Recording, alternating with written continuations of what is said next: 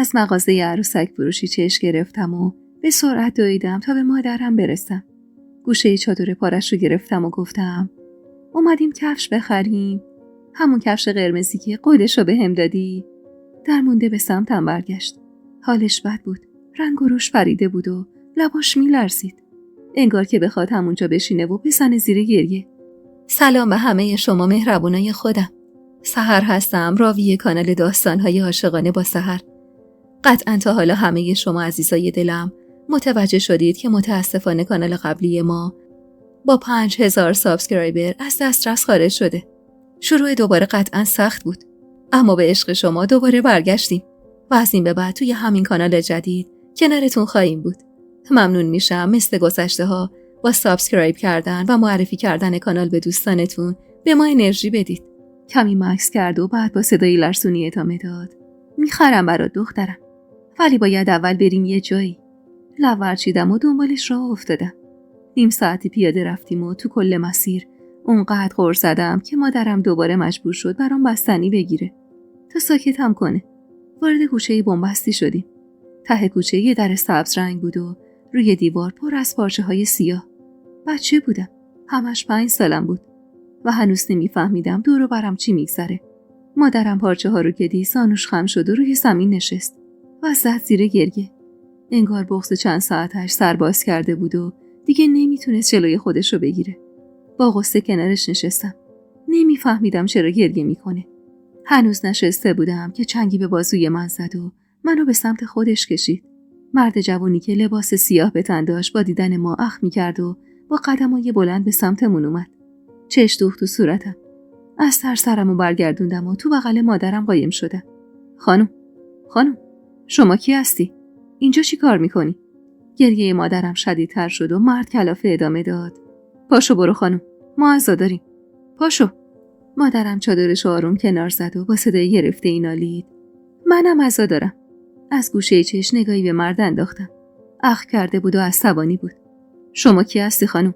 با پدر من چه نسبتی داری؟ مادرم لب باز کرد و به سختی گفت زنشم. یعنی زنش بودم. این دخترم یتیمیه که ازش مونده. مرد با حیرت نگاهی به من انداخت. انگار نمیتونه حرفای مادرم رو باور کنه. چند ثانیه طول کشید تا به خودش اومد و با خشم گوشه چادر مادرم رو گرفت و با صدایی که تلاش میکرد بالا نره گفت پاشو خانم، پاشو، حرف مفت نزن. برو خدا روزی تو جای دیگه حواله کنه. گریم گرفته بود. آخه با خشونت مادرم رو هل داد عقب. مادرم چند قدمی عقب رفت و چون میخواست تعادلش رو رعایت کنه تا نیفته چادرش کنار رفت و مرد تازه اون موقع بود که شکم بزرگ مادرم رو دید. هیچ وقت چشمای گرد شده‌شو یادم نمیره که با حیرت گفت بارداری؟ لابد میخوای بگی بچه پدر منه. گریه مادرم شدت گرفت و من با بغض به مردی که با خشم داشت نگامون میکرد خیره شدم. مرد جوان خم شد و بازوی مادرم رو گرفت و بلندش کرد و با حرص از بین دندونای کلید شدش خورید. گورتو گم کن زنی که این قبری که بالا سرش داری گریه میکنی مرده توش نیست. مگه مرده باشم که بخوای برای بابام ارث خوره جدید بیاری؟ یالا گورتو گم کن زنی که. اینو که گفت گریه مادرم از قبلم شدیدتر شد. از دور پسر نوجوانی به سمتمون دوید و رو به مرد جوان گفت چه خبره اینجا داداش؟ این زن کیه؟ سر و صداتون تو حیاط میاد. من درو بستم نخواستم کسی جلو بیاد، وگرنه همه میریختن بیرون. مرد جوان پوزخندی زد. میگه زن باباست. اینم طولشه. یه طوله هم تو شکمش داره. نمیدونم چرا از نگاه اون مرد میترسیدم. چشماش بدجور سیاه بود. ابروهای به هم پیوسته‌اش ترس به جون آدم مینداخت و خط اخم وسط پیشونیش نشون میداد که زیاد آدم خوش اخلاقی نیست. با اینکه خیلی بچه بودم اما حسم اینو به هم میگفت. پسر نوجوانی که بعدها فهمیدم اسمش توحیده با حیرت گفت زن باباست. راست میگه حمزه. مرد جوان که حالا فهمیده بودم اسمش حمزه است با خش گفت زر مفت میزنه بابا. یالا جمع کن خودتو، آبرو برامون نذاشتی. مادرم کمی خودشو جمع جور کرد و دست منو محکم گرفت و با صدای گرفته اینالید برو کنار پسر جون. من زن محمد خدا بیامرزم. زن شرعی و قانونیش. اسمم تو شناسنامه‌اش نبوده اما صیغه نامه دارم. 2 بچه هستش دارم. برو کنار تا آبرو ریزی را ننداختم که منم بلدم صدامو بندازم تو سرم و هرچی از دهنم در میاد و وارد کنم. اما به حرمت عزادار بودنمون چیزی نمیگم. حمزه یکی خورد. انگار انتظار نداشت زن گریون روبروش یه دفعه اینقدر جدی بشه و حق خواهی کنه. واسه همینم با حرص قدمی به عقب برداشت. دهنتو میبندی میری داخل. به خدا قسم آبروریزی راه بندازی از کاری که کردی پشیمونت میکنه. میری میشینی یه گوشه تا شلوغی خونه تموم بشه. اون وقت خودم به حسابت میرسم. مادرم با قدمای بلند به سمت در ورودی رفت و منو هم به دنبال خودش کشید. لحظه آخر قبل از اینکه وارد خونه بشم به عقب برگشتم و خیره شدم به توحید. با دیدن نگاه خیرم چشمکی بهم زد و لبخند محوی نشست رو لبش. دلم گرم شد و با خنده همراه مادرم وارد خونه شدم. مادرم وارد مجلس زنونه شد و در حالی که تلاش میکرد با چادر شکمش رو بپوشونه گوشه‌ای نشست و منم کنار خودش نشون. کمی بعد اطراف رو نگاه کرد و با دیدن عکس پدرم که روی میز قهوه‌ای رنگی بود و جلوش یه سینی خرما گذاشته بودن چادرش رو روی سرش کشید و شونه‌ها شروع به لرزیدن کرد. و شاید ماجرای زندگی من از همون روز و تو همون خونه شلوغ و پرهیاهو شروع شد. از بهار سال 60 تو کوچه پس کوچه های یکی از شهرهای مرزی خوزستان، وسط جنگ و مرگ و نابودی، تو روزایی که آدماش از یه لحظه بعد خودشون خبری نداشتن. پدرم همون سال شهید شده بود. هنوز 6 ماه نشده بود رفته بود جنگ و درست تو روزایی که منتظر برگشتنش بودیم کسی به خونمون زنگ زد و خبر شهادتش رو بهمون داد. اون روزا تب و تاب جنگ داغ بود و کمتر مردی بود که بشینه تو خونه و نظاره‌گر اشغال عراقی‌ها باشه. عراقی هایی که به زن و مرد و پیر و جوان رحم نداشتن. مادرم بعد از شنیدن خبر شهادت پدرم از حال رفت و اگر بی سکینه زن صاحب خونه نبود شاید بلایی به سرش می اومد. یه روز بعد از اون تماس بود که چادر مشکیشو به سرش کرد و دست منو گرفت و به سمت آدرسی رفت که میگفت پدرت گفته فقط روزی که من مردم به اون آدرس برو و طلب ارث تو بکن. آخه زندگی تو اون شرایط سخت بود و برای ما که تو یکی از شهرهای مرزی بودیم به مراتب سخت‌تر و دشوارتر. روزی نبود که صدای شیون و گریه از گوشه گوشه شهر به گوش نرسه. روزی نبود که خونه‌ای سیاه بوش نشه و دلی حسادار نشه. هنوز اونقدر بزرگ نشده بودم که بفهمم پدرم رفته بود دیگه هیچ وقت بر نمیگرده. تا جایی که به یاد داشتم پدرم مرد بدی نبود. حداقل پدر خوبی بود. ماهی 10 روز رو پیش ما بود و بقیه ما سهم زن اول و پسراش. مادرم میگفت زن اول بابا از حضور مادرم بیخبره. میگفت اینجوری بهتره. هرچی ازشون دورتر باشیم آرامش خودمون بیشتره. کنار مادرم نشسته بودم و با کنجکاوی به اطرافم نگاه میکردم که زن جوونی خم شد و سینی چای رو گرفت جلومون و با کنجکاوی گفت ببخشید خانم، شما آقا محمد خدا بیامرز رو میشناختید؟ مادرم که معلوم بود از این سوالیه که خورده کمی خودش رو جمع جور کرد. چادرش رو از روی صورتش کنار زد و با صدای گرفته‌ای گفت شما چه کارشی دختر جون؟ دختر جوان با غصه گفت داییم بودن، خدا رحمتش کنه. مادرم دست دراز کرد و استکان چای رو برداشت و بی مقدمه گفت من منصورم، اینم دخترم مهینه، 5 سالشه. من زن دایی محمدتم، اینم دخترشه. اینو گفت و کمی از چایش خورد. دختر جوان مات و مبهوت نگاهی به مادرم انداخت و با زبانی که معلوم بود به درستی توی دهنش نمیچرخه گفت شوخی میکنید دیگه.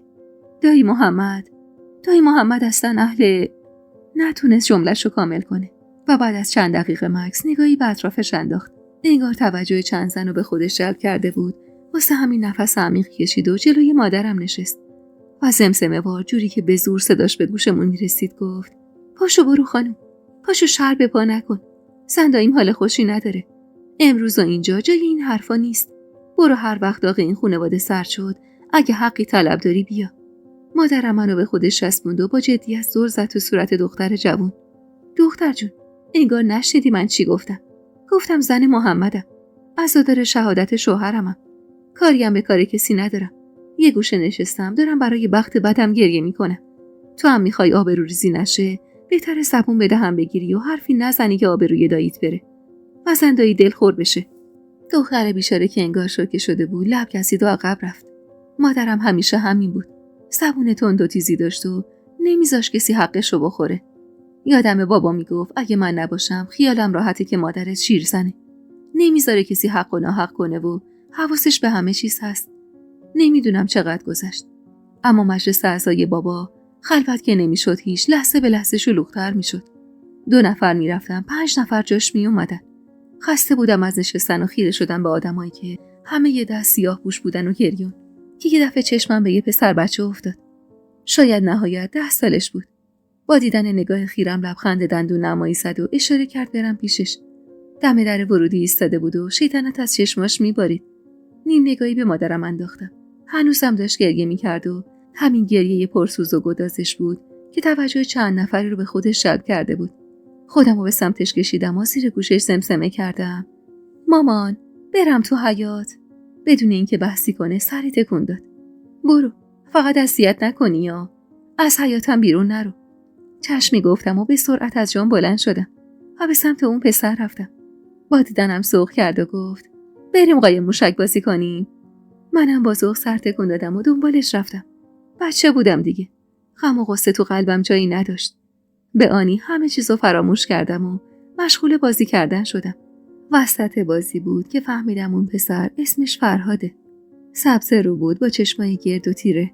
6 نفر بودیم. 4 تا پسر و 2 تا دختر. دختری که اسمش بشرا بود بی شباهت به ایمان نبود. برخلاف من که پوست روشن و چشمای روشنی داشتم، بشرا سبز رو بود با موهای مشکی.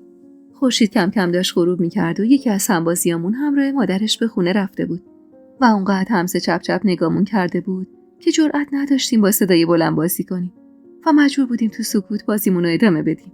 هوا دیگه کم کم داشت تاریک می‌شد که با شنیدن صدای جیغ زنی سر جام میخوب شدم. بشرا با ترس از پشت دیوار بیرون اومد و رو به فرهاد گفت: صدای یوما بود. اینو گفت و بی‌معطلی به سمت سالن دوید. ایمانم به دنبالش رفت و منم به اجبار پشت سرشون رفتم. وارد سالن که شدم از صدای داد و فریاد همزه و توحیدم به سمت سالن اومدن. سالن خلوت بود و فقط چند تا زن تو اون بودن. چشم چرخوندم دنبال مادرم. دیدمش که گوشه‌ای کس کرده بود و سرشو پایین انداخته بود. و زنی که انگار مادر بشرا بود داشت با صدای بلند گریه میکرد و میگفت: بوی حلوا به مشامت رسیده زنی که فکر کرده خبریه؟ مگه من و بچه‌ها مرده باشیم که تو بخوای میراث‌خور واسه شوهر من بیاری؟ ای محمد، خدا بگم چی کارت نکنه. ببین سر پیری چی بساطی برا من رو انداختی. من بدبختو بگو که دارم قصه شهادت شوهرمو میخورم. شوهری که وقتی زنده بوده بهم خیانت کرده. ای امان، ای خدا، منو بکش، خلاصم بکن. مادرم با صدای آرومی نالید: عزادارید، احترامتون واجبه. اما منم عزادارم و برای بحث و دعوا نیومدم. که اگه اومده بودم تو شلوغی رسوایی به بار می آوردم. شوهرم شهید شده و اومدم تو مراسمش. نه برای طلب ارث اومدم، نه هنوز اونقدر بی غیرت شدم که بخوام کاسه گدایی دستم بگیرم. نگاه نکن زنم که به خدا از 100 تا مرد ارزم بیشتره. خودم خرج بچه هامو میدم. محتاج سنار سشایی شما هم نیستم. همزه با تندی گفت: پس چرا اومدی؟ اومدی مادر منو سکته بدی؟ خجالت نمیکشی اومدی آبروی ما رو ببری؟ مادرم با خشم نگاهی به همزه انداخت. من زن محمد خدا بیامرزم. اون بیرونم بهتون گفتم صیغه نامه دارم. اگه حقی بخوام اینجا نمیام و میرم و از طریق قانون حقمو طلب میکنم. من اومدم اینجا چون این دختر خواهر شماست. اشاره‌ای به من کرد که از ترس گوشه دیوار کس کرده بودم و فقط گریه میکردم. مادرم ازم خواست برم جلو. با ترس و لرز جلو رفتم و کنارش نشستم. مهین خواهر شماست. دختر محمده. تو این سالا اگه نیومدم چون محمد دوست نداشت. چون محمدو داشتیم و نیازی به کسی نداشتیم. الان که رفته تو زمونه‌ای که آدمی زاد از 2 ساعت بعدش خبر نداره، لازم بود که دختر من خانواده‌ش رو بشناسه. بدون 2 تا برادر و 1 خواهر داره. زنی که حدس می‌زدم زن اول بابام باشه. با شنیدن حرفای مادرم جیغ کشید و قندون کنار دستش رو به سمت ما پرت کرد. قندون به شدت پیشونی من خورد و جیغی از درد کشیدم و خونی گرم روی پیشونیم نشست. مادرم با دیدن خون پیشونی بنای جنجال گذاشت. منم اون وسط با گریه مدام به پیشونیم دست می‌کشیدم و فکر می‌کردم الانه که بمیرم. توحید جلو اومد و تشری به مادرش زد: با این بدبخت چی کار داری؟ بعدم دست انداخت زیر زانوی منو بغلم کرد و رو کرد به همزه: برو بگو احد ماشین رو روشن کنه ببریمش بیمارستان. مادرم گریه می‌کرد و مدام اسم منو صدا می‌زد. منم اونقدر ترسیده بودم که فکر می‌کردم قراره واقعا بمیرم. از ترس بود یا بابت خونی که از سرم رفته بود نمیدونم. اما قبل از اینکه سوار ماشین بشیم تنم سوز شد و چشمام بسته شد و دیگه چیزی نفهمیدم و از حال رفتم. وقتی چشم باز کردم دوباره صدای گریه مادرم میومد. منم به گریه افتادم و سر جام نشستم. مادرم تا دید بیدار شدم با عجله به سمتم اومد و محکم بغلم کرد. بخواب دردت بجونم. بخواب عزیزم. دستی به سرم کشیدم و متوجه شدم باند پیچی شده. واسه همین با گریه گفتم میخوام برم خونه. من بستنی میخوام. سرم درد میکنه. مادرم بین گریه خندش گرفت. ای جونور، تو بذار چشمات باز بشه، بعد بهونه بستنی رو بگیر. اون روز با اتفاقی که واسه من افتاد، مادرم دیگه بی خیال رفتن به خونه زن اول بابام شد. میگفت میترسم بلای سر تو یه طفل تو شکمم بیارن. واسه همینم بعد از ترخیصم از بیمارستان، مادرم بدون اینکه اهمیتی به سوالای توحید بده، به سختی منو بغل گرفت و ماشینی گرفت تا به سمت خونه بریم. 2 روز بعد از اون ماجرا بود که مادرم دوباره قصد رفتن کرد و این بار منو با خودش نبرد. میگفت بمونی خونه خیالم راحت تره. منم اصراری واسه رفتن نداشتم. آخه از اون زن بدم میومد که اینطور بیدلیل سرمو شکسته بود. طرفای ظهر بود و من کنار بیبی سکینه نشسته بودم و داشتم با فرفره‌ای که بابا آخرین بار برام درست کرده بود بازی میکردم که در باز شد و مادرم با اخمایی در هم وارد خونه شد. منو که اونجا دید حرسشو سر من خالی کرد و تشری بهم زد و ازم خواست برم تو اتاق خودمون. منم که بعد از اون ماجرا اشکم دم مشکم بود، زدم زیر گریه و رفتم تو اتاق. بعد از اون روز مادرم مدام نگران بود. یه جا بند نمی‌شد و همیشه انگار منتظر کسی بود. بالاخره 10 روز بعد از فوت بابام بود که در خونه زده شد. بیبی سکینه که اومد تو اتاق و گفت مرد جوانی دم دره و با مادرم کار داره. مادرم بی معطلی به سمت حیاط رفت و حدوداً نیم ساعت بعد که برگشت خنده رو لبش بود و انگار پیروز شده بود. نگاهی به من انداخت و با ذوق گفت پاشو مادر، پاشو وسایلتو جمع کن، از اینجا میریم. با کنجکاوی نگاش کردم. کجا میریم مامان؟ اومد نشست روبرو. به سختی جلوی خنده و شادیشو گرفته بود. دست انداخت زیر چونه من و با دقت خیره شد تو صورتم. میریم خونه خودمون دخترم، پیش خواهر و برادرات. دنیای بچگی بود دیگه. یادم رفته بود چند روز قبل تو همون خونه چه بلایی سرم آورده بودن. واسه همینم خوشحال بودم که قرار بود بریم جایی که همبازی داشتم و میتونستم تو حیاط بزرگش بازی کنم. خیلی زود وسایلمون جمع شد و با بیبی سکینه خداحافظی کردیم و راهی خونه جدید شدیم. یادم اون روزا مادرم حس سرداری رو داشت که تو جنگ پیروز شده بود. خودش میگفت اون روزا حسابی بابت اون شرایط خوشحال بودم و احساس غرور میکردم. منم یه شب صاحب 2 برادر و 1 خواهر شده بودم. حمزه 18 سالش تموم شده بود و امروز و فردا بود که باید میرفت جبهه. اما اکرم خانم دلش راضی نمیشد. میگفت بعد از محمد تو مرد خونه‌ای و نمیخوام تو هم بری و جنازتو برام بیارن. اما اوضاع جوری نبود که حمزه بتونه تو خونه بمونه و چشم بنده رو داغی که هر روز رو دل مردم گذاشته میشد. مخصوصاً که جنگ کم کم به شهر و خونه ها کشیده میشد. هر از گاهی صدای آژیر خطر میومد و گاهی مسجد، گاهی مدرسه یا خونه‌ای توسط عراقی‌ها بمبارون میشد و کلی جنازه میموند و آدمای داغداری که نمیدونستن قصه کدوم عزیزشون رو بخورن. توحید 15 ساله بود و سرش بیشتر به درس و کتاب گرم بود و دلش میخواست دکتر بشه. میگفت همه که قرار نیست برن جنگ. من میرم درس میخونم و دکتر میشم و به مردم کمک میکنم. بشرا هم 9 سالش بود و از همون روزی که ما ساکن خونشون شدیم عین 2 خواهر واقعی. بشرا بی توجه به تشرای مادرش عین یه خواهر بزرگتر هوامو داشت و نمیذاش حمزه با حرفاش آزارم بده. توحیدم پسر خوبی بود. با هم بازی میکرد و سر به سرم میذاشت. اما حمزه تموم تلاششو میکرد تا عذابم بده و اشکمو در بیاره. از مادرم هم نفرت داشت و همش سعی میکرد ما رو نادیده بگیره. آخرین عضو اون خانواده هم فرهاد بود. فرهاد پسر برادر اکرم خانم بود، یعنی پسردایی بشرا. پدرش تو همون روزای اول جنگ شهید شده بود و مادرش هم بلافاصله بعد از اون ازدواج کرده بود. شوهر دومش هم راضی نشده بود پسر مرد دیگه رو تو خونش راه بده. واسه همینم ایمان ساکن خونه احمد شده بود و اکرم خانمم عین پسرای خودش دوستش داشت و بهش محبت میکرد. زندگی تو خونه جدید سختیای خودشو داشت. زن اول بابام چشم دیدن ما رو نداشت و بعدها فهمیدم که با فشار عموام که تازه دیده بودمشون راضی شده بود تا ما رو تو خونش راه بده. البته حقم داشت. عموها میگفتن محمد شهید شده و درست نیست به خاطر این ماجرا اسمش بیفته سر زبونا و حرفش بشه نقل دهن مردم. واسه همین بهتره که این موضوع بین خودمون بمونه تا رسوایی به بار نیاد. و اکرم خانم زن اول بابا هم به اجبار قبول کرده بود و تلافی کینه‌ای که از مادرم داشت و سر من خالی میکرد. اما من به خاطر بچه بودنم خیلی زود کتکاشو فراموش میکردم. آخرای بهار همون سال بود که مادرم دردش گرفت. اکرم خانم میرفت و میومد و مادرمو نفرین میکرد. زبون تندی داشت و ورد زبونش نفرین کردن بود. میگفت محمد و تو گول زدی وگرنه شوهر من آدمی نبود که چشم بنده رو منو بیاد یه غربتی عین تو رو بگیره. به مادرم میگفت تو بیکس و کاری که اگه نبودی بعد از فوت محمد نمی اومدی سر من و بچه‌هام خراب بشی و نونخور اضافه برام بیاری.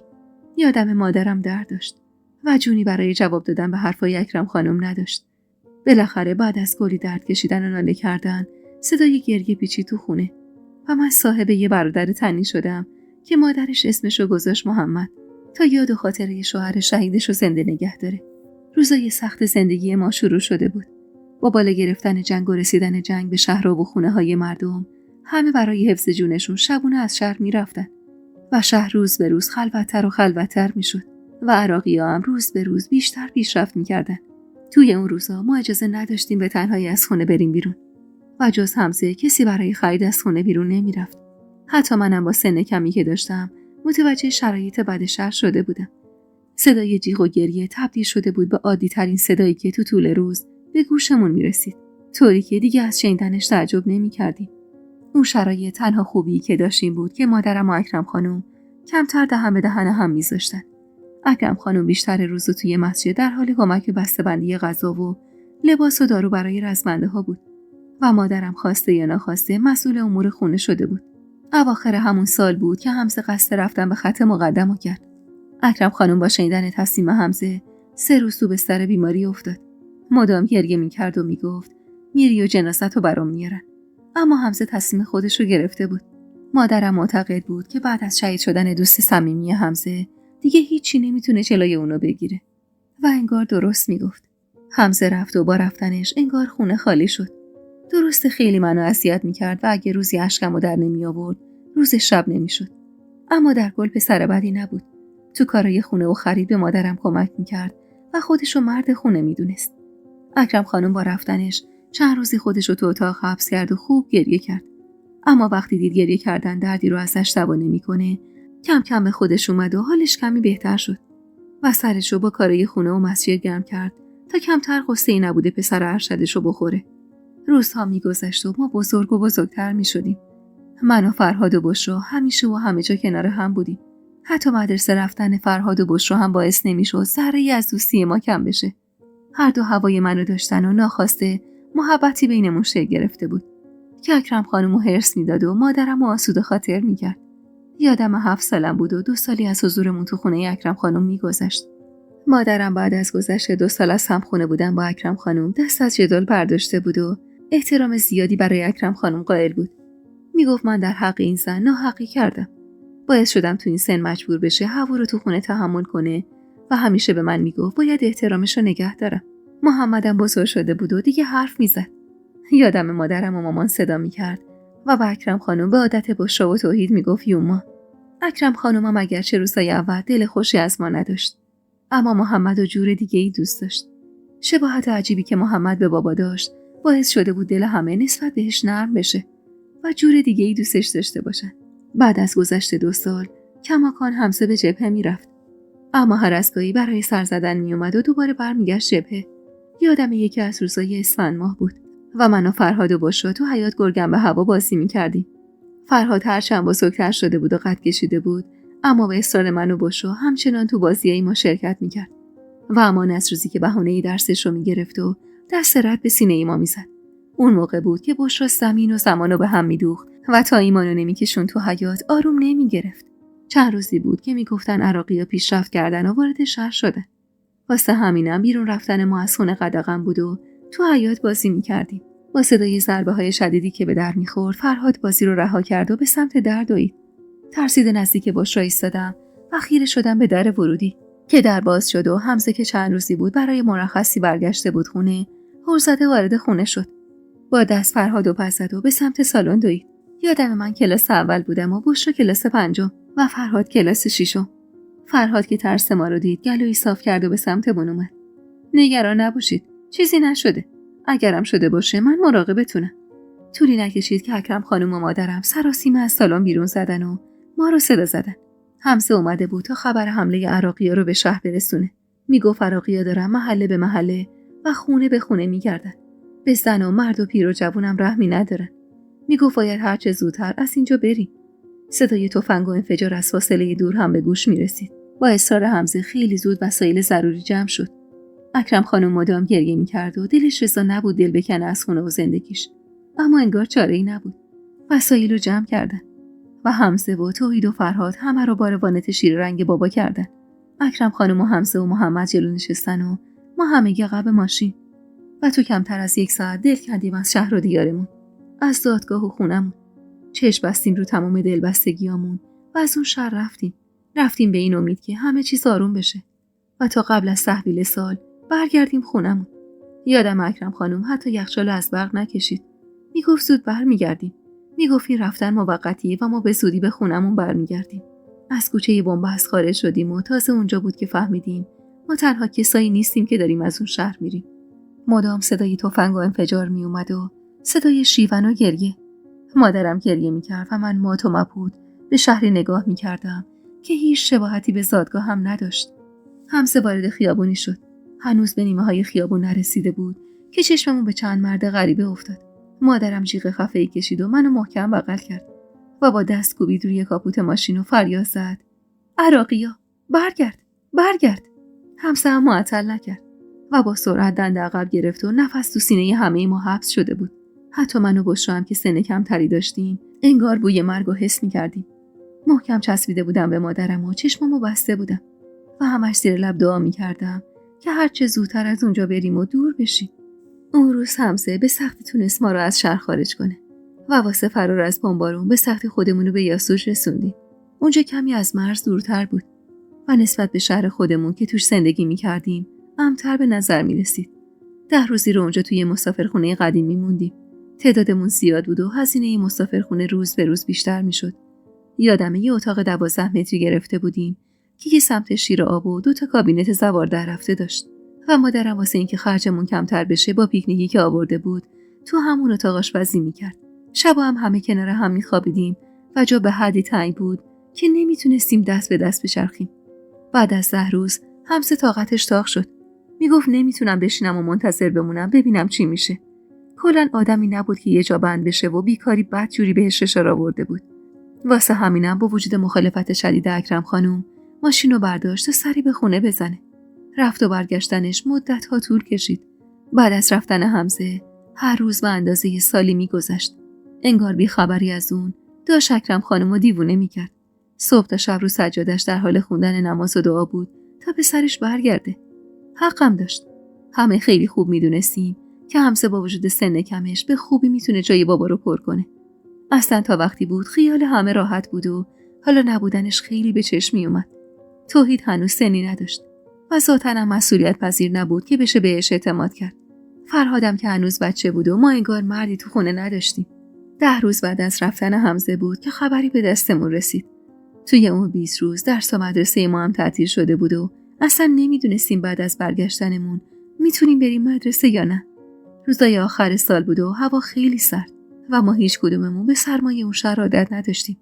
واسه همینم نه لباس مناسبی برای بیرون رفتن داشتیم و نه دل و دماغی برای گشت و گذار تو شهر. اون روز تو اتاق کوچیک مسافرخونه نشسته بودیم و داشتیم با صدای آرومی گوریا پوش بازی می‌کردیم که در اتاق به صدا در اومد. اکرم خانم که توی اون مدت قرآن از دستش نمیافتاد سری از جا بلند شد و در رو باز کرد. نمیدونم کی پشت در بود و چی به اکرم خانم گفت که صدای یا حسین گفتنش پیچید توی اتاق و تا مادرم خواست خودش رو بهش برسونه زانوهاش خم شد و محکم زمین خورد و از حال رفت. مادرم جیغ خفه‌ای کشید و با وحشت به سمتش رفت. بشرا مدام گریه می‌کرد و توحید نگران از همه جا رفته بود تا ببینه مرد جوونی که جلوی در بوده چی به مادرش گفته که به این حال روز افتاده بود. منم با گریه جلوتر رفتم. مادرم و بشرا بالای سر اکرم خانم بودن و فرهادم محمد رو نگه داشته بود.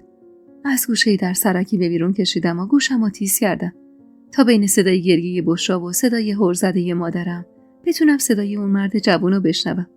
مرد قد بلندی بود که لباس خاکی رنگی به تن داشت. دستش رو روی شونه توحید گذاشت و با غصه گفت: خدا رو شکر کنید که زنده است. الان بیمارستان اهواز بستریه. این چند روز بیهوش بوده تا به هوش اومد. آدرس اینجا رو به من داد تا بیام بهتون خبر بدم. به خدا الان حالش خوبه و کاملا هوشیاره.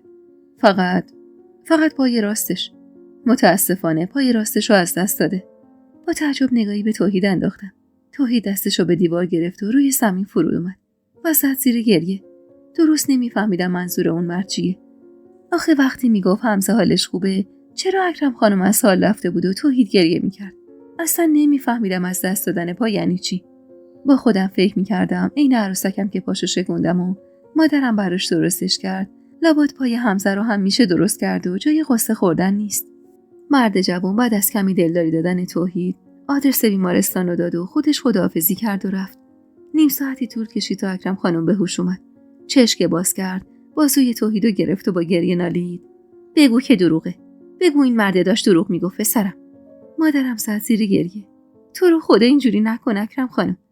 به خدا باید خدا رو شکر کنیم که حمزه زنده است. اگه زبونم لال بلای سرش میومد. اکرم خانم نذاش حرف مادرم تموم بشه و با حرص نیمخیز شد سمتش. بچه خودتم بود، همینا میگفتی؟ آره منصوره. بچم فلج شده. میفهمی؟ پاشو از دست داده. ای خدا. و باز دوباره شروع کرد به مرثیه خوندن و به سینه زدن. و صداش اونقدر پرسوز بود که منم بی اختیار گریم گرفته بود. چه روز بدی بود اون روز. انگار توحید یه دفعه بزرگ شد و فهمید حالا مسئولیت خانواده رو دوش اونه. مقداری از پولی که برامون مونده بود و برداشت و با صاحب مسافرخونه تصفیه کرد. و با کمک مادرم خرت و پرتا رو جمع کردن و از اونجا بیرون زدیم. توحید میگفت از اولم اشتباه کردیم اومدیم یاسوج. باید میرفتیم اهواز. بالاخره اونجا مرکز استانه و راحت‌تر میشه از خونه و شهرمون خبر بگیریم. واسه برگشتن سوار اتوبوسی شدیم تا به سمت اهواز بریم. پول زیادی برامون نمونده بود. واسه همینم وقتی اتوبوس بین راه جلوی یه غذاخوری نگه داشت، مادرم تون از چند تیکه نونی که برامون مونده بود چند تا لقمه به دستمون داد و خودشم با گفتن اینکه سیره و تو مسیر دلش به غذا نمیکشه اکرم خانم راضی کرد تا اون تیکه نونو بخوره. وقتی رسیدیم اهواز به توصیه اکرم خانم قرار شد ماشینی بگیریم تا به سمت خونه‌ای که از خواهرای اکرم خانم بریم. میگفت خواهرم تو اهواز یه خونه بزرگ داره و از اولش هم اشتباه کردیم که نرفتیم اونجا. اما وقتی حرف از خونه خواهرش زد توحید پرید وسط حرفش. اونجا نیوما. مگه یادت رفته حمزه چی میگفت؟ اکرم خانم چشخوره‌ای به توحید رفت. ساکت پسر. آدم حرف خانواده‌شو جلوی غریبه ها نمیزنه. بعدم پشتش میازو کرد با سمونو ادامه داد. باید بریم بچه‌ها رو اونجا بذاریم و خودمونم بریم سراغ حمزه. بمیرم برا بچه‌م که معلوم نیست الان چه حال و روزی داره. پول مسافرخونه هم که نداریم. دیگه مجبوریم بریم خونه خواهرم. هرچند خواهرم از مهمون غریبه خوشش نمیاد. اینو که گفت مادرم با خجالت معذرت خواهی کرد و خودشو سرگرم شستن دست و صورت محمد کرد. اما من همونجا ایستاده بودم و شنیدم که اکرم خانم گفت توحید دیگه نشنوم جلوی این زن حرفی بزنی یا اقدس هرچی نباشه خواهر منه. حالا نخواستن دخترشونو معطل پسر من کنن، من که نباید به خاطرش از خواهرم بگذرم. مخصوصا تو این شرایطی که حتی 1 قرون پول نداریم باهاش یه دونه نون بخریم. یالا توحید برو ماشین بگیر. منم برم بگردم ببینم تلفن عمومی پیدا میکنم بهش خبر بدم و آدرسی ازش بگیرم یا نه. بعدم دست انداخت تا از تو گوشش یه گوشواره در آورد و با غصه گفت دیگه پولی برامون نمونده. اینو به عنوان کرایه بده راننده هرچند قیمتش بیشتره. اما چاره چی؟ با وجود مخالفت‌های توحید بالاخره ما به هر سختی بود سوار ماشین شدیم و به سمت خونه اقدس خانم رفتیم. موقع حساب کردنم راننده راضی نشد گوشواره رو بگیره و اکرم خانم با خوشحالی گوشواره رو دوباره انداخت تو گوشش. ماشین جلوی در کرم رنگ نگه داشت. خونه‌ای که مشخص بود حسابی بزرگه و توی منطقه سازمانی بود و بالاخره در باز شد و اقدس خانم با دیدن خواهرش کلی خوشحال شد. اما وقتی فهمید مادر من هوای خواهرشه رو ترش کرد. هوا بغض گفت زده به سرت اکرم. فرداشتی هواتو دنبال خودت رو انداختی که چی؟ اکرم خانمم که انگار پشتیبانی پیدا کرده باشه با غصه گفت چی بگم خواهر؟ چاره ای نداشتم. اگه میشه بچه‌ها اینجا باشن من و توحید بریم یه سر به بچه‌م بزنیم. آخه خبر دادن حمزه ترکش خورده و تو بیمارستان اینجاست. دلم خونه به خدا. اصلا نمیدونم بچه‌م تو چه حالیه. اقدس خانمم پشتش مینازو کرد و با اکراه گفت خیلی خوب. بیای داخل. آبجی شما هم منو از حال حمزه بی خبر نذار. هرچی لازم داشتیدم زنگ بزنید به هم بگید. منم به محض اینکه آقا احد برگشت خونه میفرستمش بیاد بیمارستان کمک حالتون باشه. مادرم معذب دست محمد و منو گرفت و پشت سر بشرا و فرهاد وارد خونه اقدس خانم شدیم.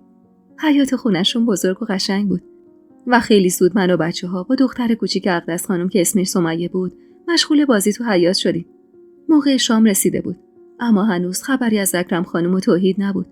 اقدس خانم سفره وسط سالن خونه پهن کرد و بدون اینکه نگاهی به مادرم بندازه رو به بشرا و فرهاد گفت: بچه‌ها پاشید برید دستتون رو بشورید، بیاید شام. بعدم چشخوره‌ای نثار مادرم کرد: میخوای بچه‌تو شیر بدی؟ برو تو اتاق، ممکنه یه دفعه شوهرم بیاد خونه. بعدم غرغر کنان زیر لب گفت: زنی که خونه خراب کن باشه دیگه براش مهم نیست داره خونه یکی رو خراب میکنه که. غافل شم میشینه سر خونه زندگی من. خواهر منو بگو که اینقدر ساده است که این زن رو انداخته دنبال خودش. با این حرفای اقدس خانم متوجه رنگ پریدگی مادرم شدم. اما متوجه شدم که داره خودشو جمع و جور میکنه تا چیزی نگه. اون موقع ها زیاد نمیفهمیدم دور و اطرافم چی میگذره. اما بعدها که مادرم از خاطراتش برام میگفت یادم میومد که چقدر اقدس خانم با بیرحمی با مادرم حرف میزد و بی توجه به دلی که میشکوند هر چی تو دلش بود و حواله اون میکرد. اون شب من و بشرا و مادرم تو اتاق دختر اقدس خانم خوابمون برد. اما صبح با صدای گریه اکرم خانم از خواب بیدار شدم. جز من هیچ کس تو اتاق نبود. دستی به موهای پریشونم کشیدم و با همون صورت نشسته وارد سالن شدم. اکرم خانم نشسته بود وسط سالن و داشت با صدای بلند گریه میکرد. پای بچه‌مو قطع کردن. ای مادرت برات بمیره. ای خدا، این چه سرنوشتی بود؟ اون از شوهرم، این هم از پسرم حمزه. ای خدا، من چه گناهی به درگاهت کردم؟ مات و مبهوت خیره بودم به اکرم خانم که یه دفعه کسی تنه‌ای بهم زد که باعث شد محکم زمین بخورم. با بغض به اقدس خانم که زمینم زده بود نگاه کردم. لیوان آبغندی دستش بود و سعی می‌کرد خواهرش رو آروم کنه و همزمان تشری به من زد. هی دختر، با تو هم. یالا برو یه چیزی بنداز رو موهات. مرد تو این خونه داریم. با بوس مادرم نگاهی انداختم که لب گزید و محمد و زمین گذاشت و به سمتم اومد. از روی زمین بلندم کرد و در حالی که زیر لب دلداریم میداد منو به سمت اتاق برد و یکی از روسریای خودش که خیلی هم واسم بزرگ بود انداخت رو موهامو. با صدای گرفته‌ای گفت: مهین جانم، دختر قشنگم، تا وقتی اینجا هستیم هر چی گفتم بگو چشم. باشه دخترم. با بغض گفتم: ما چرا اومدیم اینجا مامان؟ خب میموندیم خونه بی سکینه. اشک تو چشمای مادرم حلقه بست و با گریه گفت: اما نسبی کسی دخترم، اما نسبی کسی رو نداری که آدمو به هر کاری وامی داره. با وجود دردایی که تو قلبم بود اما دنیای بچگی دنیای بی خیالی بود. اشک روی گونم هنوز خوش نشده بود که بشرا اومد و صدام زد تا برای بازی باهاش به حیاط برم و منم انگار سری غم و غصه هام یادم رفت و با عجله به سمت حیاط دویدم. بنا به صلاحدید اقدس خانم من مجبور بودم همیشه روسری روی سرم باشه. اگرم یکم موهام از زیر روسری میزد بیرون، اقدس خانم تشری بهم میزد و مدام میگفت این دخترم عین مادرش خونه خراب کنه.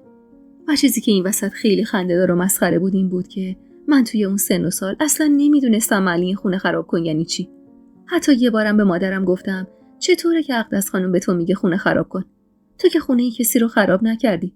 منم همچین کاری نکردم. پس چرا میره و میاد و مدام به من و تو میگه شما خونه خراب کن هستید؟ و مادرم اون موقع لبخندی زد و بهم گفت: الان بهش فکر نکن. بزرگ که بشی خودت همه چی رو میفهمی دخترم. و من اون روزا چقدر دلم میخواست بزرگ شم. اونقدر بزرگ که بتونم دست مادرم رو بگیرم و از اونجا ببرم جایی که دیگه نیمه های شب با صدای گریه‌اش از خواب بیدار نشم.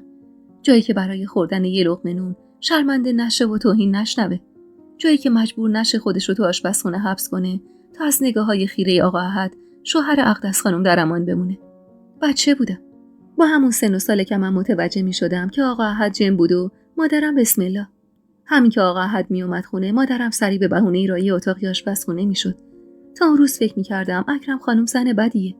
اما با دیدن خواهرش فهمیده بودم اکرم خانم خیلی هم زن خوب و بسازیه. حقم داشت که نخواد با هوو سر کنه. اما چاره‌ای نداشت و اونقدر درگیر مشکلات حمزه بود که دیگه حضور مادرم اصلا براش مهم نبود. اما امان از خواهرش و زبون تندش.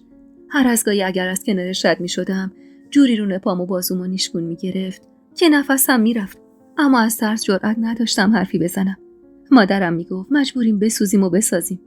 میگفت ما جز اکرم خانم و بچه‌هاش کسی رو تو دنیا نداریم و به بهای تحقیر شدن و توهین شنیدنم که شده باید کنارشون بمونیم تا آواره و بی سرپناه نشیم. و من نمیفهمیدم ارزش این سرپناهی که مادرم برای داشتنش تن به هر ذلت و خفتی میداد. حمزه هنوز بیمارستان بود و ما جایی برای موندن نداشتیم. واسه همینم مجبور بودیم هر نوع بد اخلاقی اونجا تحمل کنیم. آقا احد شوهر اقدس خانم به نظر من مرد بدی نبود. همین که دور از چشم همه دستی به سرم میکشید و لبخندی بهم میزد و شکلاتی میذاشت کف دستم برای من نشونه خوب بودنش بود. اما مادرم مدام ازش فراری بود و به منم گفته بود زیاد بهش نزدیک نشم. حدوداً یه هفته‌ای بود که ساکن اون خونه بزرگ شده بودیم. یادم یه روز مادرم داشت تو آشپزخونه ظرف میشست که آقا احد با عجله وارد خونه شد. یادم اون روز اقدس خانم و اکرم خانم برای خرید از خونه بیرون رفته بودن. ما رو هم سپرده بودن دست مادرم و غذا رو هم طبق معمول مادرم قرار بود درست کنه. آقا احد معمولاً دیر وقت می اومد خونه. حتی گاهی واسه ناهارم نمی اومد. اما اون روز هنوز ظهر نشده بود که برگشته بود خونه و انگاری عجله هم داشت. توپو برای بشرا انداختم و با کنجکاوی پشت سر آقا احد وارد ساختمون شدم. چند باری مادرم بهم گفته بود هر وقت دیدی آقا احد به من نزدیک شد بیا بشین کنارم و از بغلم جم نخور. منم یواشکی وارد ساختمون شدم و به سمت آشپزخونه رفتم. اون موقع که سنی نداشتم و منظور حرفایی که میشنیدم و نمیفهمیدم. اما بعدها که بزرگتر شدم فهمیدم اون روز دقیقاً چه اتفاقی افتاد. از گوشه دیوار سرکی به داخل کشیدم. مادرم چسبیده به دیوار سرشو پایین انداخته بود و حرفی نمیزد. آقا احد لیوان آبی خورد و با صدای آرومی گفت من واسه خاطر خودت و بچه‌هات میگم. کمتر مردی پیدا میشه تو این دور و زمونه که بشه لله بچه دیگرون. منتها خاطرت واسم عزیز منصور خانم. میدونی چی میگم؟ من این همه سال با اقدس زندگی کردم. هیچ وقت ازش روی خوش و زبون نرم ندیدم. همیشه با همه سر جنگ داشته. زن بسازی بوده. اما زن زندگی من نبوده. خب منم حق دارم به هر حال. عمری زحمت کشیدم دستم به دهنم میرسه. چند تا انبار مواد غذایی دارم که تو این شرایط قحطی هیچ وقت کم نمیارم. تو هم از هیچی نترس. هیچ کس نمیفهمه. کافیه به اکرم بگی میخوای بری پیش قوم و خویش خودت. هان چطوره؟ نظرت چیه؟ و مادرم با همون سر پایین انداخته و مظلوم با صدای لرزونی گفت تو رو خدا آقا احد این کارو با من نکنید. من بیکسم. تنها کس من اکرم خانومه. منو بیکستر از اینی که هستم نکنید. بذارید به درد خودم بسوزم. آقا احد قدمی به جلو برداشت. دیگه اصلا صورت مادرمو نمیدیدم. اما نمیدونم چرا اونقدر ترسیده بودم و جرئت نداشتم پا جلو بذارم. آقا احد با صدای آرومی ادامه داد میخوام خانوم خونم باشی زن. میفهمی؟ به فکر اقدسم نباش. من میخوام زن بگیرم. حقمه. تو راضی نشی میرم سر وقت یکی دیگه. خودتو از این نعمت محروم نکن. برات خونه سوا میگیرم. دیگه لازم نیست واسه یه لقمه غذا منت این دوتا خواهر رو بکشی. میشی خانوم خودت. اقدسم حرف اضافه زد. با لگد پرتش میکنم تو کوچه تا حد و حدود خودش رو بدونه. هنوز جمله آقا احد تموم نشده بود که با شنیدن صدای بسته شدن در حیاط ترسیده هول شدم و پریدم تو آشپزخونه. مادرم با وحشت نگام کرد و گفت چی شده دخترم؟ اقدس خانم اومده؟ آقا احد دستی به سر تاسش کشید و با ترس گفت من میرم تو اتاقم. حواست باشه منصور خانم. حرفی نزنی که به ضرر خودت بشه ها. اینو گفت و با دست منو پس زد و با عجله از اونجا بیرون زد. مادرم ترسیده چنگی به بازوی من زد و محکم بغلم کرد. تمام بدنش میلرزید و مدام نفسای عمیق میکشید تا گرگش نگیره. طولی نکشید که اقدس خانم در حالی که چادرش رو روی دستش انداخته بود وارد آشپزخونه شد. مادرم سری خودش رو جمع و جور کرد و از جا بلند شد. اقدس خانم با کنجکاوی نگاهی به مادرم انداخت. چته؟ چرا رنگ و رود پریده؟ مادرم به سختی زبون باز کرد. هیچی اقدس خانم، هیچی. فقط یکم سرم گیج رفت. از ترس اینکه دوباره اقدس خانم نیشگونم بگیره، یواشکی از آشپزخونه دویدم بیرون و رفتم تو حیاط. بشرا با سمیه کنار باغچه داشتن گلبازی می‌کردن. و همین که منو دیدن، بشرا با اخ گفت: کجا رفتی تو مهین که یهو غیب شدی؟ اومدم حرفی بزنم که یهو در سالن باز شد و آقا احد سراسیمه اومد بیرون. بچه‌ش خوره‌ای به ما رفت و با صدای آرومی گفت: به اقدس نمیگید من اینجا بودم و بعدم خیره شد به دخترش و با تشر گفت: مخصوصا تو سمیه، حرفی بشنوم من میدونم و تو. سمیه ترسیده چشم میگفت و آقا احد به سرعت از خونه بیرون زد. همش حرفاش تو ذهنم میچرخید. با خودم میگفتم اگه مادرم زن آقا احد بشه چقدر خوب میشه. دیگه میتونیم همیشه توی همین خونه بزرگ و دلباز بمونیم و من همیشه کنار سمیه و بشرا بازی کنم. یکی دو روزی از اون ماجرا گذشته بود و حال مادرم اصلا خوب نبود.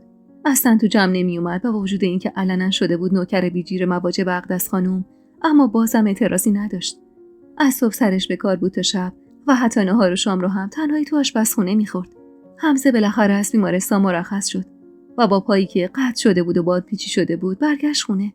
اولین باری که بعد از مدت دیدمش توهی زیر بغلش رو گرفته بود و اکرم خانم براش اسفند دود میکرد و با گریه سعی میکرد حمزه رو از حال و هوای خودش در بیاره. یادم حمزه با پرخاشگری رو به توحید گفت لازم نیست کمکم کنی. عصامو بیار، خودم میتونم راه برم. و توحید بی حرف هر کاری که حمزه خواسته بود و براش انجام داد و اونو به سمت ساختمون کشوند. اما حمزه به شدت عصبی شده بود. زود از کوره در میرفت و تا بهش حرفی میزدن صدای هوارش بلند میشد. اقدس خانومم اون وسط انگار جور دیگه‌ای حمزه رو دوست داشت که اصلا اعتراضی به رفتاراش نداشت و مدام سعی میکرد با دلش راه بیاد تا حمزه کمتر قصه بخوره. حتی یه بار شنیدم داشت به اکرم خانم میگفت بهتره تا دیر نشده بجنبی واسه پسرت آستین بالا بزنی. یه زن که بیاد تو زندگیش دست از این چموش بازیاش برمی‌داره و سر به راه میشه. انگار همه چیز دست به دست هم داده بود تا ما ساکن دائمی اون خونه‌ای بزرگ بشیم.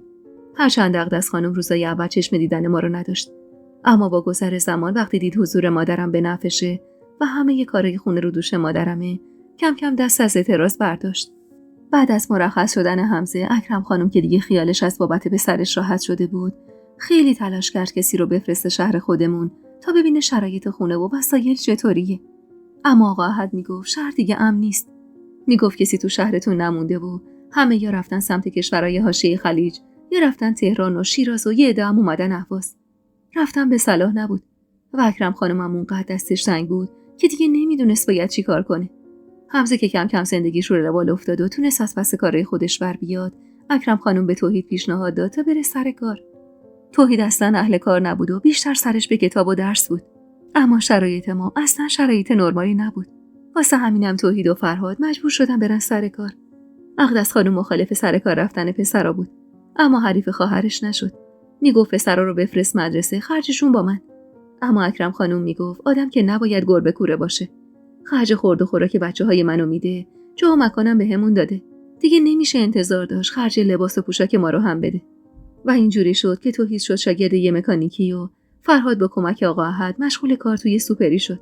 فرهاد انگار یه شب بزرگ شده بود. دیگه با ما بازی نمی‌کرد و سرش به کار گرم بود و از توحید خیلی مسئولیت پذیرتر بود. صاحب کارش روزمزد بهش دستمزد میداد و فرهاد 2-3 روز یه بار حقوقش رو جمع می‌کرد و باهاش میوه یا خوراکی می‌خرید تا به قول خودش زیر دین نباشیم. یادم اوایل سال 63 بود و به اصرار اقدس خانم من و بشرا می‌رفتیم مدرسه نزدیک خونه‌شون. یه خانم معلمی بود تو مدرسه که قبول کرده بود خارج از ساعت کلاس من و بشرا درسای عقب افتادمون رو یاد بده تا بتونیم همراه بقیه بچه‌ها امتحانات آخر سالو بدیم. اون روز من تا نزدیک ساعت 4 عصر تو مدرسه بودم، اما بشرا زودتر از من کارش تموم شده بود و واسه اینکه یکم کسالت داشت رفته بود خونه و من تنها داشتم به سمت خونه میرفتم. نزدیک خونه که شدم با شنیدن صدای گریه و جیغ و فریاد ترسیده قدممو تندتر کردم و شروع کردم به دویدن. در خونه باز بود و زنی با چادر سیاه جلوی در نشسته بود. با ترس جلو رفتم. صدای گریه زن خیلی شبیه صدای گریه‌های مادرم بود. دست روی شونش که گذاشتم سرش رو بالا گرفت. چشماش قرمز بود و از زور گریه نفسش بالا نمی اومد. محمدم تو بغلش بود و اونم داشت گریه میکرد. ترسیده نگاش کردم. بازومو گرفت و منو محکم بغل گرفت. چی شده مامان؟ حرفم تموم نشده بود که اقدس خانومو دیدم که ساک کوچیک وسایلمون دستش بود. با خرج ساکو به سمتمون پرتاب کرد و با صدایی که به سختی کنترلش میکرد گفت دست بچه‌هاتو بگیر و گورتو گم کن از اینجا. چیه؟ فکر کردی زیر گوش من میتونی هر غلطی دلت خواست بکنی و بشی زن احد؟ مگه من مرده باشم زنی که یه هر جایی آتیشت میزنم. چشم به زندگی من داشتی؟ گریه‌های مادرم شدت گرفته بود و منم جرئت نداشتم حرفی بزنم یا جلو برم و به اقدس خانم بگم چرا اینطوری با همون رفتار میکنه. تو افکار خودم غوطه‌ور بودم که در محکم به هم کوبیده شد و اقدس خانم از جلوی چشمامون رفت کنار. دست مادرمو گرفتم و با بغض گفتم گریه نکن مامان. چطور گریه نکنم دخترم؟ ای خدا، من چه گناهی به درگاهت کردم که این شو سر نوشتم؟ خدایا بس دیگه. و سرش رو روی زمین گذاشت و گریهش اوج گرفت. من و محمدم پا به پاش گریه می‌کردیم که یه دفعه در خونه باز شد و اکرم خانم با چهره‌ای در هم اومد تو کوچه. زیر بغل مادرمو گرفت و گفت پاشو منصوره، پاشو گریه زاری نکن، زشته تو در و همسایه. مادرم با چشمای گریون گفت چی کار کنم اکرم خانم؟ تو بگو من به کی پناه ببرم؟ کجا برم من بی کس و تنها؟ تو که میدونی اکرم خانم، میدونی من خونه خراب کن نیستم. تو رو خدا یه کاری بکن. اکرم خانم سری به نشونه افسوس تکون داد. پاشو منصوره، پاشو کوچه رو گذاشتی رو سرت. به روح محمد قسم که من با اقدس حرف زدم، اما الان عصبانیه، حرف تو سرش نمیره. حقم داره. خب وقتی حرفای شوهرش رو شنید جوش آورد. اون که حقیقت رو نمیدونه، مگه اینکه تو بخوای و اجازه بدی تا من حقیقت رو بهش بگم. مادرم وحشت زده سرش رو به طرف این تکون داد. نه تو رو خدا چیزی نگید، من میرم، از اینجا میرم، منم خدایی دارم بالاخره. مادرم اینا رو گفت و چادرش رو روی سرش مرتب کرد و دست روی زانوش گذاشت و بلند شد و دست محمدم گرفت. منم به سختی ساک کوچیک رو بلند کردم و پشت سرش راه افتادم. اما هنوز به پیچ کوچه نرسیده بودیم که صدای اکرم خانم به گوشم رسید. به عقب برگشتم. با نگرانی جلو اومد و گفت منصوره، به نظر من برید مسجد همین محله چند روزی بمونید ببینم چی میشه. خودم حواسم بهتون هست. مادرم با گریه سری تکون داد و راهش رو به سمت مسجد کش کرد. حیاط مسجد شلوغ بود و فرش بزرگی وسطش پهن بود و نزدیک 20 تا زن مشغول بسته‌بندی لباس و پتو و مواد غذایی کنسرو شده بودن. مادرم با خجالت جلو رفت. زنا سرشون گرم کار و حرف زدن بود و کسی به ما توجه نمی‌کرد. مادرم به من اشاره‌ای کرد و ازم خواست دنبالش برم. وارد قسمت زنونه مسجد که شدیم کسی اونجا نبود. مادرم گوشه نشست و محمدو که گیج خواب بود کنار خودش خوابوند و پر چادرش رو روی محمد کشید. منم چسبیدم بهش و با بغض گفتم مامان، چرا ما رو از خونه بیرون انداختن؟ مادرم با بغض دستی به سرم کشید. ما هم خدایی داریم دخترم، قصه نخور. از روی بچگی و نادونی گفتم مامان، چرا زن آقا حد نمیشی؟ اگه زنش بشی صاحب خونه میشیم دیگه. مادرم آهی کشید و چشخوره‌ای بهم رفت و بدون اینکه جوابمو بده سرشو به دیوار تکیه داد و چشماشو رو هم گذاشت. منم با وجود اینکه گرسنه بودم اما از بیکاری همونجا خوابم برد. کیفم شده بود بالش سرم و تیکه دیگه ی چادر مادرم شده بود رو اندازم. نمیدونم چقدر بود خوابم برده بود، اما با شنیدن صدای گریه مادرم چشم باز کردم. زن تقریبا مسنی جلوی مادرم نشسته بود و مادرم داشت ریز ریز گریه می‌کرد و باهاش حرف می‌زد. دستی به چشمام کشیدم و از جا بلند شدم. شکمم بد جور صدا میداد. آخه من اون روز حتی صبونه هم نخورده بودم. صدای گریه مادرم توجهمو جلب کرد. سعی کردم به خودم بیام ببینم مادرم چی میگه. چی بگم خانم؟ از اینجا رونده و از اونجا مونده شدم. به خدا اگه فقط خودم بودم دردی نبود. درد من این دوتا طفل معصومن. به خاطر اینا باید سرپناهی داشته باشم. اما به خدا قسم من آدمی نیستم که رو زندگی یکی دیگه آوار بشم. شوهر خدا بیامرزم وقتی اومد خواستگاریم گفت زن ندارم. گفت خانواده‌ام میخوان دختر خاله‌مو واسم بگیرن، ولی من نمیخوامش. اونقدر رفت و اومد تا بالاخره دلمو به دست آورد. من ازش شایرم خانم. از بچگی با سختی بزرگ شدم. طعم نداشتن و نداری رو خوب چشیدم. اما بچه‌هام نه. از دهن خودم زدم، نذاشتم بچه‌هام طعم نداری رو بچشن. تا اینجا هر کاری کردم فقط به خاطر این دوتا طفل معصوم بوده. زنی که روبروش نشسته بود دستشو گذاشت روی زانوی مادرم. قصه نخور خانم. خدا بزرگی. اینجا تو مسجد که جای موندن نیست. ولی برات پرسجو میکنم ببینم کسی اتاق خالی چیزی داره یا نه. امشب رو هم اینجا بمون. تا فردا یه فکری براتون میکنم. و اینجوری شد که ما شب اونجا موندیم. محمد مدام بهونه گرسنگی میگرفت. اما من دلم نمیومد حرفی بزنم و مادرمو ناراحت کنم. واسه همینم مهر سکوت به لبم زده بودم. اما خدا رو شکر آخر شب بود که همون زن با یه سینی غذا اومد. 2 نون بود و یه قالب پنیر و یکم سبزی. مادرم ازش تشکر کرد و سری شروع کرد برای من و محمد لقمه گرفتن. اون شب تا دیر وقت صدای گریه ضعیف مادرم به گوشم میرسید و من چقدر تو اون سن دلم میخواست اونقدر بزرگ بودم که بتونم بهش کمک کنم. بتونم عین فرهاد برم سر کار و برای محمد خوراکی بخرم. اما اینا فقط یه رویا بود. فردای اون روز تازه از خواب بیدار شده بودیم و داشتیم تو حیاط مسجد دست و صورتمون رو میشستیم که سر و کله فرهاد پیدا شد. با دیدنش ذوق زده جلو رفتم. انگار دنیا رو بهم داده بودن. فرهاد با اخمایی در هم و صدایی که خودش تلاش میکرد و رگش کنه گفت میدونی چقدر دنبالتون گشتم؟ با اجازه کی اومدید اینجا؟ با تعجب گفتم مگه نمیدونی؟ اقدس خانم ما رو بیرون کرد. خودم دیدم ساک مادرمو انداخت تو کوچه. فرهاد با تعجب گفت ولی اون که گفت شما خودتون رفتید. خودش دیشب سرشان با آقا احد گفت منصور خانم رفته دنبال قوم و خویش خودش. اما من امروز اونقدر پاپیچ عمه اکرم شدم که یواشکی در گوشم گفت تو مسجدید.